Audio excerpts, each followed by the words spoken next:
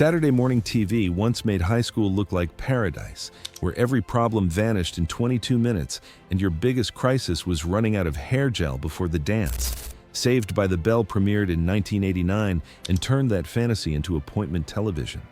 But the real story behind Bayside High involves $4,000 cell phones, cast members dating each other like it was musical chairs, and a main character who the internet later exposed as a teenage sociopath. Zack Morris carried around a Motorola Dynatac that cost nearly $4,000 in 1990 money. Think about that for a second. While other kids worried about lunch money, Zack was casually holding technology worth about 3 brand new MacBook Pros today, using it primarily to order pizza and juggle dates with multiple girls simultaneously. His parents apparently had deeper pockets than anyone realized, or the prop department had zero concept of teenage economics.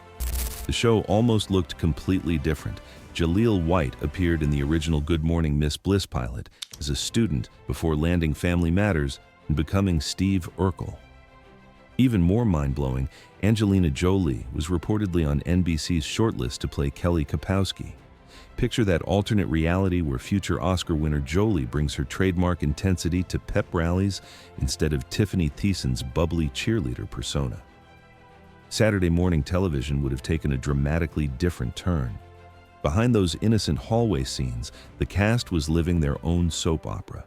Mark-Paul Gosselaar dated Lark Voorhees, then Tiffany Thiessen, then Elizabeth Berkley, basically playing romantic musical chairs with his co-stars. The hookups got so messy that producers had to step in and play relationship counselor because managing teenage hormones wasn't in their original job description. Those lingering glances between characters weren't always acting. Sometimes that chemistry came from actual unresolved romantic tension, which explains why certain scenes felt more genuine than anything else in the show. Here's something that shattered illusions about television magic. Those iconic Bayside hallways weren't sacred ground, but Hollywood's most recycled set. The same classrooms and lockers later appeared in Saved by the Bell, The New Class, That's So Raven, and iCarly. Studios just slapped on fresh paint and rearranged furniture like expensive Tetris. The Malibu Sands summer episodes shared exact shooting locations with Beverly Hills 90210 at the Palisades Beach Club in Santa Monica. For one brief moment in television history, Zack Morris and Brandon Walsh were basically sharing the same beach chair. The show's most famous meltdown scene started as something much darker. Jessie's caffeine pill breakdown, where she clutches those pills shrieking about being so excited and so scared, originally involved actual speed in the script. NBC looked at that plot and immediately sanitized it, turning amphetamines into caffeine pills because apparently showing real drug problems on Saturday morning was too much even during peak anti-drug hysteria. The result became television's most unintentionally hilarious PSA, trying to make coffee pills look like gateway drugs to hell. A.C. Slater and Lisa Turtle weren't who you think they were supposed to be. Slater was originally written as an Italian street kid, and Lisa was conceived as a Jewish girl from Long Island. When Mario Lopez and Lark Voorhees auditioned, producers rewrote the characters entirely. According to producer Peter Engel's book, the original descriptions went straight out the window when they found actors who brought something completely different. This accidental casting decision gave Saturday morning television diversity that was basically non-existent in most teen programming of the era. Jessie Spano herself was never supposed to exist. Elizabeth Berkley auditioned for Kelly Kapowski, didn't get it, and most shows would have sent her home. Instead, writers invented an entirely new character just for her.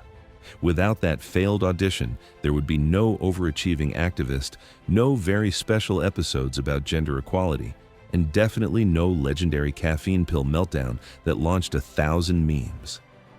The theme song connects 2 television universes you'd never expect. Scott Gale composed that impossibly upbeat anthem about being saved by the bell, the same mastermind behind Thank You for Being a Friend, the Golden Girls theme. One day he's writing about cheesecake and elderly roommates. The next he's crafting pure adolescent optimism that made going to high school sound like the best thing that could ever happen to you.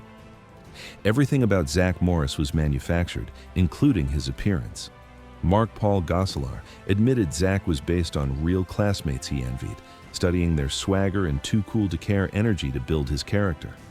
That perfect California surfer look was completely fake, too. Gosselaar's natural hair is brown, reflecting his mixed Indonesian and Dutch-German heritage, but NBC demanded constant bleaching to create that all-American golden boy appearance. Good Morning Miss Bliss was saved by the Belle's weird origin story that most fans completely erased from memory. The show had Haley Mills from Parent Trap fame trying to wrangle Zach, Screech, and Lisa in an Indiana middle school. NBC looked at the ratings and budget, then moved everyone to California high school with zero explanation. No moving van, no mention of Indiana, just a hard reboot that would make modern franchises jealous. The cast got completely screwed financially. While Saved by the Bell became a syndication goldmine, generating mountains of cash for over 3 decades, the original cast saw almost nothing from it. The contracts they signed as teenagers were, in industry terms, absolutely terrible. A show about a teenage con artist ended up being one of the biggest cons in television history, with the network playing the real Zack Morris. Then came television's greatest disappearing act with the Tori episodes. When Kelly and Jessie's actors moved on, NBC didn't write them out properly. They just swapped in Leanna Creel as Tori Scott, a leather jacket-wearing tough girl, and acted like Kelly and Jessie never existed. For several episodes, viewers watched Bayside through a funhouse mirror where everything looked familiar, but fundamentally wrong. Tori got real storylines, helped organize the teen crisis hotline, had episodes about changing her style for Zach's attention. Then graduation day arrived, and Kelly and Jessie magically reappeared in caps and gowns, while Tori vanished like she'd been snapped out of existence. Reruns aired episodes out of order, creating parallel Bayside universes where Kelly existed and didn't exist simultaneously. The internet eventually delivered justice through Funny or Die's series Zack Morris Is Trash. The web series re-examined every episode with forensic precision and reached one conclusion.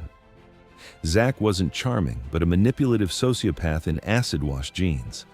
Remember when he sold swimsuit calendar photos of the girls without permission, or sabotaged Kelly's actual prom date to swoop in himself?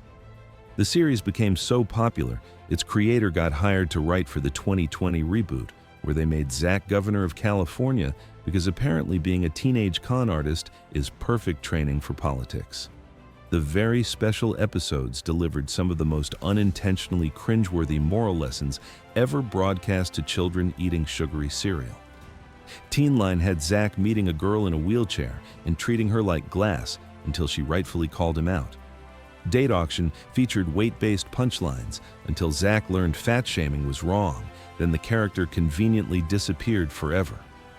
No Hope with Dope had teen heartthrob Johnny Dakota filming an anti-drug PSA only to get caught smoking marijuana, so the gang made their own commercial featuring NBC's president because nothing says serious about drugs like corporate synergy.